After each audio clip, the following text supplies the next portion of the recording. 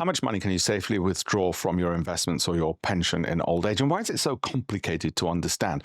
So we created a calculator. And by the way, the reason it is so complicated to understand is so that you have to keep going to expensive IFAs and fund managers, and then they can charge you lots of fees to do what is actually quite simple to calculate. Now, you start off with your annual investment amount, your starting amount rather, your monthly contributions, years of contributions, withdrawal start age, life expectancy. You can play around with all of those numbers, and then you calculate the withdrawal rate, and you get something quite specific.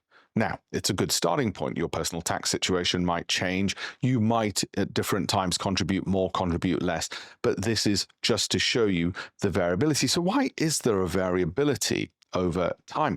Well, the reason there's a variability is because there's always a volatility to investing.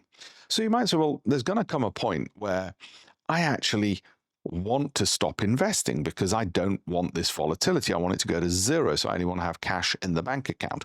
Equally, you might reduce the amounts. Well, you can just work it out in different stages for different stages of your life. That's where the variability comes in. And if you're very lucky with a 15% volatility and a 7% annual gain, you might do rather well. If you're very unlucky, you'll have a lot less money because maybe the markets weren't so good. What if they continued in the US where they are? And let's say you just didn't contribute anything else and you've only got $500,000. You've got 10 more years of contributing nothing else, but you want to start withdrawing at 65. You expect to live to 90. Well, that's when it gets really interesting.